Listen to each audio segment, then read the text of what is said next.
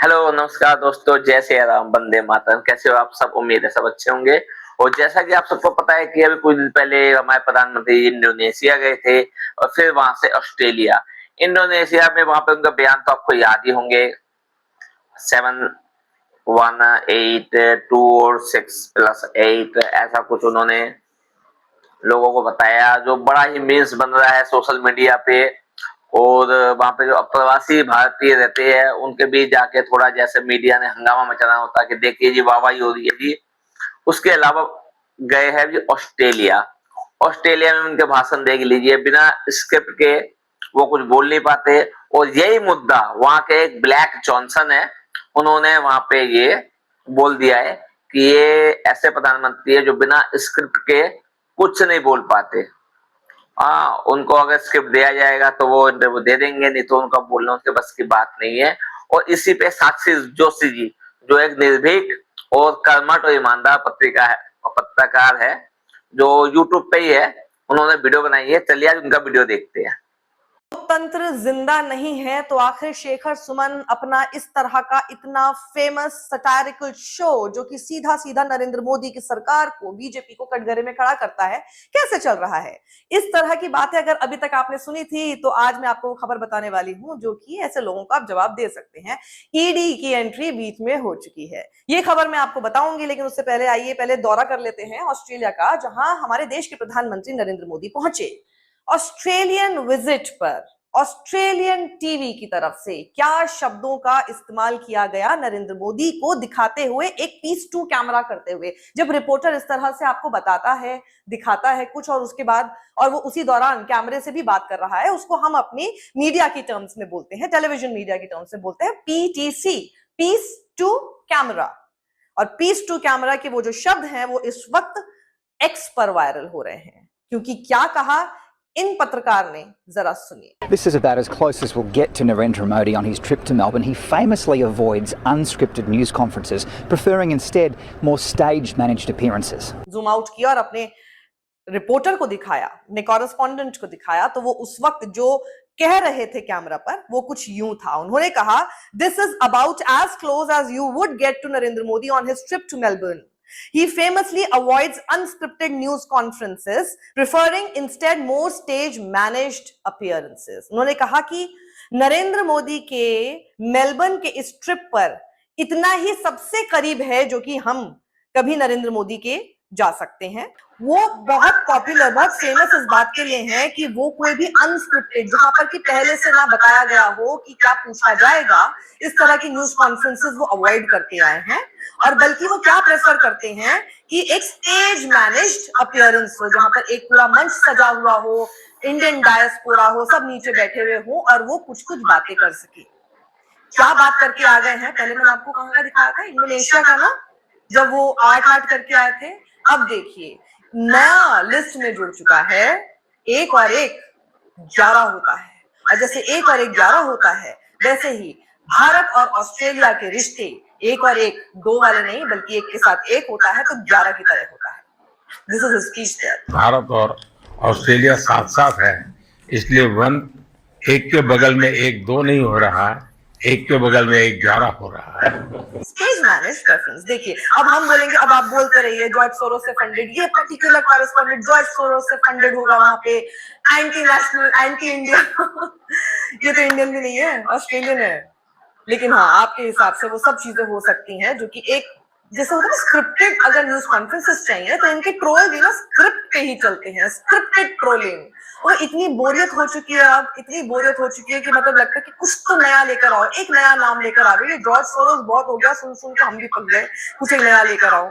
और हम बोलते हैं आपको, आप समझते नहीं है, सुनते नहीं है। सेम शब्द सेम बात ऑस्ट्रेलियन टीवी का पत्रकार भी वहां पर खड़े होकर कह रहा है। फिर अब हम ये दिखा देंगे तो आप कहेंगे कि देखिए तुम एंटी नेशनल हो, मेरी तरफ उंगली आ जाएगी, तुम एंटी नेशनल हो।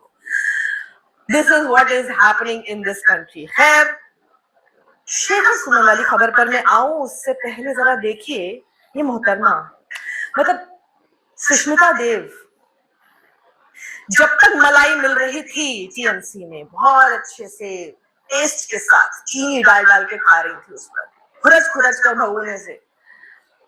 जैसे ही वहां पर सरकार गई, ऐसे दल बदली और इतनी, जिसे कहते हैं ना कि बेशर्मी से, निर्लज्जता से कोई आदमी अगर हॉर्स ट्रेडिंग को बिल्कुल पोस्टर लगा के आपके सामने दिखाए कि वाह कितनी अच्छी चीज है, और अगर कोई हॉर्स ट्रेडिंग के चंगुल में नहीं फंस रहा तो उसका मजाक बनाए और उसके बारे में ऐसे शब्द इस्तेमाल करें, it says more about you, ma'am Sushmita Dev, not about Mahua Moitra. As of now, I don't know what is going to happen in future. मुझे नहीं पता महबूबा मोइत्रा क्या करेंगी फ्यूचर में जाके। अभी तक वो बोल चुके हैं वो बीजेपी ज्वाइन नहीं करेंगी, मुझे नहीं पता कि आगे करेंगी कि नहीं करेंगी, लेकिन हमने वो तस्वीरें देखी हैं जहां उनको किस तरह से हैकल किया गया, अंडे फेंके गए, वो जो पूरा एक दृश्य था जो आपकी अब बीजेपी ने वहां पर पश्चिम बंगाल में बना दिया है। That woman has at least till now stood her ground, has not bowed down to horse trading of whatever malai you have been tasting. तो आई एम श्योर जो लोग देख रहे हैं इस वक्त तक आपसे ज्यादा रिस्पेक्ट तो उनके लिए होगी जब आप ऐसे शब्द बोलती हैं उनके लिए। उसकी सबसे बड़ी असुविधा ये है कि उनको कोई लीडर नहीं चाहता, तभी वो तृणमूल में, समझ गए ना? तो आई थिंक आप बहुत नई हैं बीजेपी में, हमने बीजेपी को बहुत शुरू से फॉलो किया है। एक पान की दुकान पे बैठा हुआ आदमी भी ना अगर गाली देता था भारतीय जनता पार्टी को, लेकिन अगर वो तैयार है आज भारतीय जनता पार्टी की जय जयकार करने के लिए ना, भारतीय जनता पार्टी उसे भी ले लेगी। मैडम आप शायद अभी ज्यादा जानती नहीं है अपनी पार्टी को जिसको आप ज्वाइन कर चुकी हैं। खैर देखेंगे आगे चल के कि किस किस को लिया जा सकता है, जिन जिन के ऊपर इतने बड़े बड़े स्कैम थे, जिसको आज तक वॉशिंग मशीन के नाम पर बचाती फिर रही है Bharatiya Janata party. Why do you think this people took those people? वही सारे लोगों की पुरानी बाइट्स हैं, पुराने बयान हैं। अजीत पवार का भी याद है ना आपको, चक्की पीसिंग, उनके ऊपर कितने करप्शन के केसेस किए गए थे। Sushmita Dev ji, I think you are the one who needs to open your eyes, come back from your fantasy la la land that you are living in and just come to terms to reality, right? हाँ, तो अब मैं आती हूँ आपके सामने शेखर सुमन वाली खबर के साथ। शेखर सुमन, अभी तक आपको अगर लग रहा था कि शेखर सुमन कैसे इतना बेहतरीन शो, बिल्कुल कितना अच्छा लग रहा था ना देख के कि बिल्कुल वैसे इतनी बढ़िया स्क्रिप्ट के साथ वो आ गए हैं जो उन्होंने एक दौर में मूवर्स शेकर्स के नाम पे वो शो किया करते थे। आप सोचिए उस वक्त के टेलीविजन चैनल्स पर वो दिखाई दिया जाता था और किसी भी तरह की ईडी रेड, किसी भी तरह का उनके ऊपर प्रेशर डालने की कोई खबरें कभी नहीं आई। He openly used to criticise the ministers in power, the government in power, everyone. अब देखिए खबर क्या आई है। ईडी ने अपनी रेड की है कलानी इंपेक्स धर्मेश संघानी केस में। संघानी कौन है? वो फिल्म प्रोड्यूसर है और साथ ही एक्टर शेखर सुमन के बहुत ही करीबी हैं। और ये दोनों, शेखर सुमन और इन दोनों ने मिलकर बनाई थी अपनी company Shekhar Suman film academy. तो now you understand the connection, not directly but इधर से ईडी का इस्तेमाल अब किया जा रहा है। शेखर सुमन जैसे आप सब लोगों को पता है कि वो सक्सेसफुल यूट्यूब पर अपना शो चला रहे हैं और आप अब इससे ये अंदाजा लगा सकते हैं कि एक इतना कुछ महीने पहले शुरू हुआ जिसके कुछ क्लिप्स काफी वायरल हुए, बेहतरीन स्क्रिप्ट के साथ बेहतरीन परफॉर्मेंस थी शेखर सुमन की, बिल्कुल उसी पुराने अंदाज में। जिन्होंने उनका पुराना शो नहीं देखा उनको समझ जाना चाहिए, बिल्कुल इसी अंदाज में वो पहले भी किया करते थे और वो कितना वायरल होना शुरू हुआ था। Everyone started sharing those clips and that is where the problem arises, क्योंकि वो इस तरह का सच कैसे कोई आराम से बोलकर निकल सकता है। और ये तो किसी मेन स्ट्रीम चैनल पर भी नहीं था, it was only on YouTube. अब यूट्यूब पर तो लगाम लगा नहीं सकते हैं तो कहां से इस्तेमाल करेंगे? ईडी का इस्तेमाल किया जाएगा। So this is what is happening in this country. और फिर आप बोलते हैं कि जबरदस्ती बढ़ा चढ़ा के तुम लोग बोलते हो कि लोकतंत्र खतरे में है। लोकतंत्र इसी तरह से खतरे में है। अनडिक्लेयर्ड इमरजेंसी इसीलिए कहा।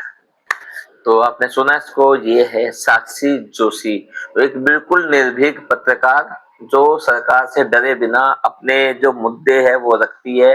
और जैसे कि आप कुछ बंदे कहते हैं कि यहाँ पे डेमोक्रेसी को कोई खतरा नहीं है, लेकिन देख लीजिए शेखर सुमन का एक शो था, उसको लगाम नहीं लगा पाए तो उस पर ईडी का सम्मन भेज दिया। ये गवर्नमेंट यही करती है कि जो इनके खिलाफ कुछ बोल गया उस पर ईडी की कार्रवाई करवा दो, छापे पड़वा दो, दैट्स ऑल। इन्हें जवाबदेही बिल्कुल पसंद नहीं है। और मेरा कहना ये कि ऐसे पत्रकार जैसे साक्षी जोशी हो गई, प्रज्ञा हो गई और अजीत अंजुम और रविश कुमार, पुण्य प्रसन्न, अभिसार, ऐसे जो पत्रकार है जो यूट्यूब पे बैठे है, वो जो कहते हैं ना फोर्थ पिलर, किसी भी देश का चौथा स्तंभ होता है मीडिया, वो जो स्तंभ को साम रखा है वो है ये लोग।